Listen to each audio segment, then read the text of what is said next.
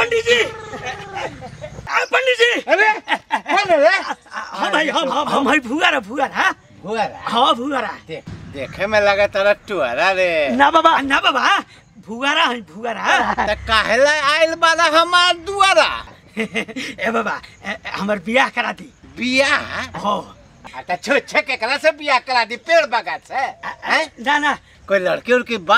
हाँ लड़की ले आई बनी। लड़की बियाह? हो उसे खड़ा को ले बनी। त ले आवा लड़की के? बोले ले आई। हाँ जा बियाह करा तुम हाँ, ले आओ तनी। ला कराई त अपने कर ले। चल। इतना सुंदर लड़की, अरे बाप रे बाप, ये तो लंगूर के हाथ में अंगूर बिया ना। ये पंडित जी लाइक ठीक बिया।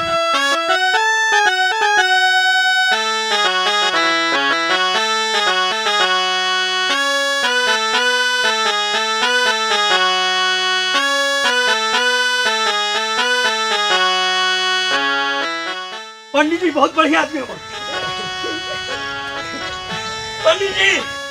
पंडित जी ये हमारी है भुअरी। और ये हमारा भुआरा। भुअरी। ए टुआरा टुरी बैठा नु।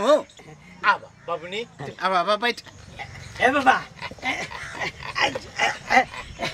बाबा जल्दी बियाह। अरे तू नीचे बैठ।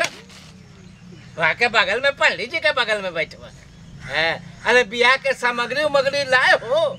है बियाह के सामान। हाँ है ना? सब बाजार से किन के ले बनी। आ दक्षिणा उक्षिणा? ए बाबा दक्षिणो बा। हाँ तू जितना सुंदर बारो बबली उतना लड़का ठीक नहीं है। पंडित जी जल्दी बियाह कराई ना। धर सचना जल्दी उतावला बारा बियाह करे खातिर रुको नु सामान उमर ले बारा। हाँ अच्छा ए बाबू सुना, ये शादी बियाह अपना मर्जी से होवा था कि जबरदस्ती? हम इसे बहुत प्यार करते हैं। पंडित जी केकरा से? हमरा से? बाबा पंडित जी हमरा से तारा से प्यार करते हैं? क्या खिलवाड़ करती है? तारा लायक नहीं है बाबूनी। नहीं बहुत अच्छा है ये। ना तारा लायक नहीं है। ना तू कहाँ हूँ? ये कहाँ लंगूर? कैसे जोड़ी बनी हुजूर? अरे पंडित जी आपको नहीं पता है, मेरे घर पे ना एक टॉमी है। अच्छा। जिसे हम बहुत प्यार करते थे। उसका शकल इससे मिलता है, इसलिए हम इसे शादी करना चाहते हैं। टॉमी के समझ के? वो भी मेरा बात बहुत मानता था और ये भी मेरा सारा बात मानता है। ए बाबूनी तो हम हूँ तहार बात मानब। ए पंडित जी है इका करत नहीं न तो चुप रहबा विधि नु बा। लड़का उतावला वाला बियाह करे खातिर हेले बैठ तारे बियाह करावे के बा। हैं पंडित जी के पास बैठी की ओने बैठी। मुँह तुम्हारा सब बात मानेंगे। ए पंडित जी हैं अब बियाह हमरा करे के बा इका करत नहीं रुगा। अरे अब पगला कहीं के विधि नु बा। विधि हो तो हाँ, ठीक विधि नु करता ने सब ठीक बा। तो बैठ आराम से बैठ जा। ये बाबू शादी बर्बादी के सामान ले ले बरा। हाँ बाबा सब सामान ले बनी। लब निकाल।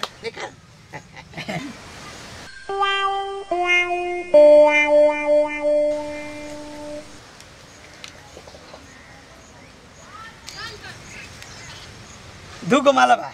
हाँ माला लब फूलो ले आई बनी। लब अच्छा काम कैले वाला। हाँ वाह फूल जल्दी से करा दी। बड़ा उतावला बड़ा। बाबूजी आज ये एक और तो ला ये फूल हाथ में ले ला। हाँ ला। हाँ तो सुनिए जजमान, जैसे जैसे हम मंत्र पढ़ेंगे वैसे वैसे तुम लोग भी मंत्र पढ़ना, ठीक ना? तो हाथ गोड़े से सरिया लीजिए जजमान। हाँ तो हाथ गोड़े से सरिया लीजिए जजमान। और जैसे जैसे हम मंत्र पढ़ेंगे अब विध करेंगे।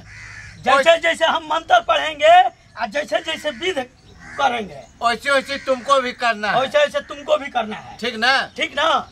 हाँ तो बोलिएगा मंत्र। हाँ तो बोलिएगा मंत्र है। अरे मंत्र बोलिएगा। अरे हाँ मंत्र बोलिएगा। मंत्र बोलिएगा जजमान। मंत्र बोलिएगा जजमान। मंत्र बोलिएगा जजमान। मंत्र बोलिएगा जजमान। ओम ओम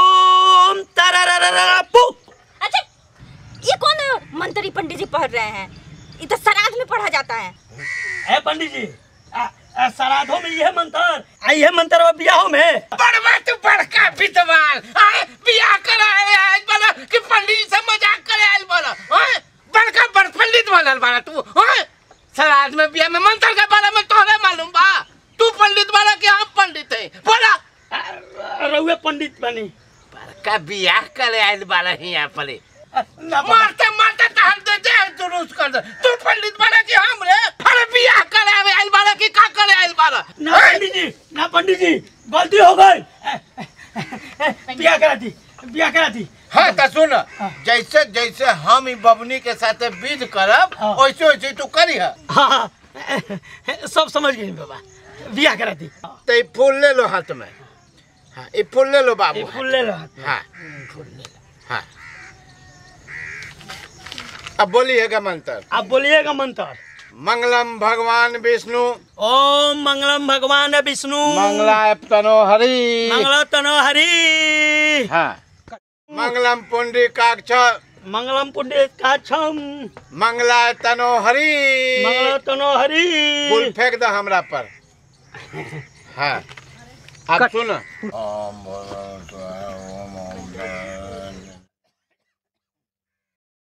ओम मंगलम भगवान विष्णु मंगला पुंडरीकाक्ष मंगलाय तनो हरि। हाँ तो सुनो बाबू, जैसे जैसे हम ई बबनी के साथ मंत्र पढ़ेंगे विध करेंगे वैसे वैसे देखो तुम। हाँ ठीक ना? ठीक। हाँ लोटा बिठो उठो बाबू। सुनो तुम देखो जैसे जैसे हम इसके साथ मंत्र पढ़ेंगे विधि करेंगे वैसे वैसे तुमको करना है। तुम बैठो बैठो। हम बैठे। हाँ ये लो बाबू। सुनो बाबू तुम देखो हम कैसे कैसे विधि करते हैं। ठीक ना? जी पंडित जी। हाँ लो बाबू, तुम ये माला हमको पहनाओ और हम तुमको पहनाते हैं। तुम देखना बाबू ध्यान से। हाँ चलो। क्या बोल रहे पंडित जी? चुप पंडित जी। अरे तू बैठा ना। हाँ पंडित जी जैसे जैसे कही हन वैसे वैसे तारा करे के बा। ठीक। हाँ पहना दे। करी बाबा। हाँ पंडित जी जो उनको हाथ उनको पहना दे। हाँ पहना पहना दिए। पंडित जी हम क्या करी? सुन ला ये फूल ले ला। हम लोग जब फेरा लेब नु तब फूल हम लोग पर फेंकी है। अच्छा हाँ चल चल चल।